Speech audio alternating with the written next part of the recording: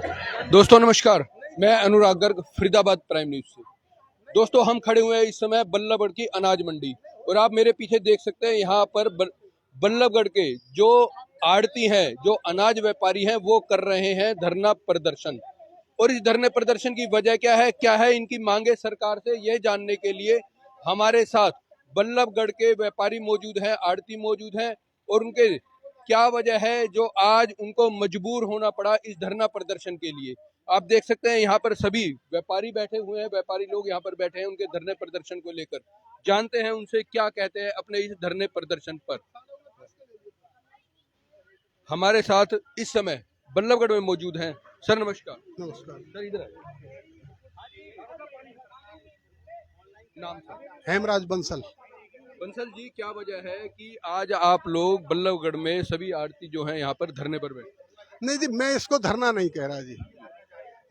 हम जो यहाँ पे बैठे हैं, सरकार की नीयत इस तरह की बन चुकी है कि ये जो आड़त का कमीशन एजेंट्स का जो काम है इसको खत्म करना है। हरियाणा वालों की हरियाणा में बन गई है, भारत वालों की भारत में बन गई है कि टोटल भारत में ये बीच के जो आड़ती है खत्म कर रहे हैं। ये उनकी नीयत है। इस आड़तियों के प्रति उनमें एक दुर्भावना आ गई है। जो दुर्भावना आई है तो उनकी समझो आत्मा भी मर चुकी है।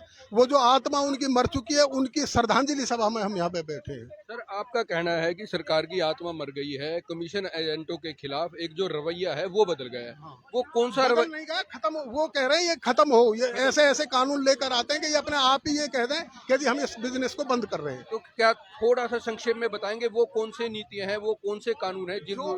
जैसे जैसे हमारी 2.5% कमीशन होता है, जो भी सेल होती है, जो जिस भाव भी नीलामी होती है उस पे आड़ती का 2.5% कमीशन होता है, उसको भी ये पूरा नहीं देना चाह रही। ये चाह रहे हैं कि ये भी एक फिक्स प्राइस पे 40 रुपए क्विंटल, 42 रुपए क्विंटल, जो कि भाव के हिसाब से कितना ही भी हो सकता है। भाई मान लो अगर कोई आइटम 3,000 रुपए क्विंटल बिकेगी तो उस पर हमारा कमीशन 75 रुपए होगा। ये फिर भी उसको कह रहे हैं कि नहीं, फिक्स रेट 40 रुपए पे, 42 पे ऐसा कर दो। इनको हमारा पेट जो है वो ऐसे दिखाई दे रहा है कि इनके पेट को कोई जरूरत ही नहीं है। ये तो खाली भरा हुआ पेट है इनका, जबकि सभी कमा रहे हैं, सभी मजदूरी कर रहे हैं, सभी एक सवेरे कमा के शाम को और शाम को कमा के सवेरे खा रहे हैं। तो सर अगर हम बात करें जो अभी आपने बताया 2.5% कमीशन की, ये प्रचलन कब से चलता है? ये सदा से है। ये हमारा और काम ही क्या है। किसान गेहूं, धान, कपास, कोई भी आइटम लाएगा, जो भी जितने का वो बिकेगा उस पर 2.5% कमीशन हमारा है। बाकी पेमेंट वो कमीशन भी परचेजर देगा। किसान से कोई पैसा नहीं मिल कटता है। किसान का अगर 3,000 रुपए क्विंटल बिकेगा माल तो उसको 3,000 के ही पैसे हम देते हैं। जो हमारा कमीशन है वो परचेज करने वाला देता है। किसान से कोई हमारा कमीशन नहीं है। तो सर अब जैसा कि अब आप लोग धरने पर आज बैठे हुए हैं, अगर सरकार आपकी किसी तरह की कोई सुनवाई नहीं करती, अगर आपकी किसी तरह की सुनवाई नहीं होती तो आगे आपके क्या प्लानिंग रहेगी? क्या इस धरने को आगे और बढ़ाया जाएगा? ये हमारी स्टेट एसोसिएशन है। जैसा भी वहां से निर्देश मिलते रहेंगे हम चलते रहेंगे। फिलहाल आज आपका क्या एक दिवसीय धरना है या फिर आगे भी कोई? ये कल भी हो सकता है, परसों भी हो सकता है। जैसे भी निर्देश आते रहेंगे वैसे हम चलते रहेंगे।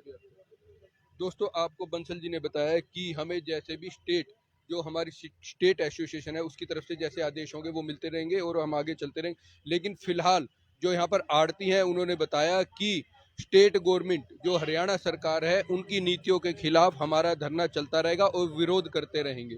और दोस्तों अभी यहाँ पर आप देख सकते हैं कुछ और लोग भी मौजूद हैं। जी बंसल जी। जो अब तक के बिजनेस में ना, जैसे एक मार्केट फीस जो चार्ज होती है, अब से पहले भी ये चार्ज होती रही है। और ये जब से ये जीएसटी लगा 1/7/2017 से, तो भारत सरकार ने ये कहा था कि अब सारे जो भी टैक्स हैं सब टैक्स इसी में समायोजित है, जीएसटी में।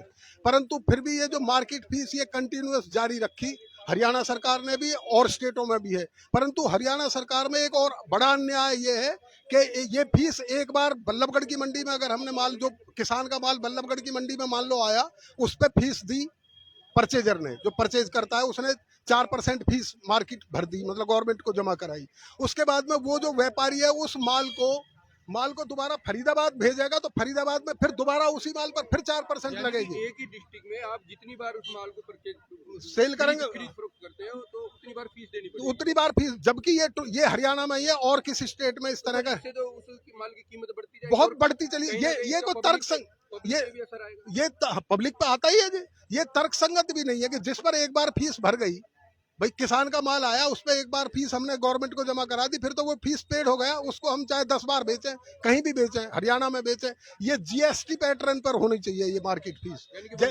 जैसे जीएसटी वन टाइम है, आगे एडजस्टेबल है। जीएसटी किसी भी आइटम पर अगर एक बार लग जाता है तो उसके बाद मान लो कोई 100 रुपए की आइटम है और उस पर जीएसटी 5% है, तो 5 रुपए लग गए, 5 रुपए गवर्नमेंट को भर दिए। उसके बाद में व्यापारी ने वो 110 रुपए का बेचा, उस पर जी 10 रुपए पे लगे। इस पे ही हम ये चाहते हैं कि बस केवल इसी तरह से कीमत पर जीएसटी नहीं होना, जीएसटी पैटर्न पे ही मार्केट फीस होनी चाहिए। जी सर, आपका नाम?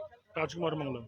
राजकुमार जी, जो आज ये आपका उसे धरना कहें, अब जैसे बंसल जी ने कहा श्रद्धांजलि कहा, क्या आप अपने शब्दों में व्याख्यान करते हैं, क्या कहेंगे आज? ये गवर्नमेंट परेशान कर रही है बहुत ज़्यादा, मतलब ई नैम के नाम से वो कर रही है कि गवर्नमेंट की पेमेंट, किसान की पेमेंट डायरेक्ट हो, ये ऑनलाइन हो नहीं सकती है। प्राइवेट पहले तो जो परमल धान है वो गवर्नमेंट सीधा करती थी पेमेंट ऑनलाइन, को उसकी दिक्कत नहीं थी।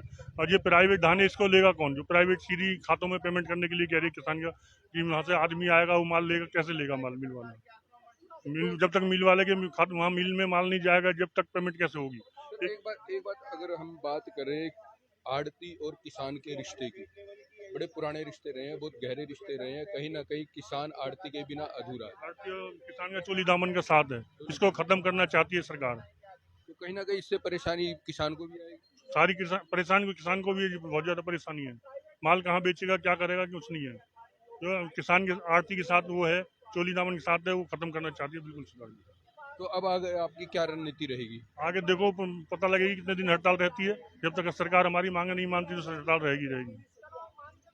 दोस्तों, आपने देखा यहाँ पर राजकुमार जी का कहना है किसान और आड़ती का चोली दामन का साथ है, जिसको कहीं ना कहीं सरकार की नीति से एक बड़ा नुकसान होने जा रहा है। और ये स्पष्ट कर चुके हैं कि जब तक इस हमारी इन समस्याओं को समाधान नहीं किया जाएगा, तब तक ये धरना और आगे बड़ा रूप ले सकता है। मैं अनुराग गर्ग, फरीदाबाद प्राइम न्यूज़।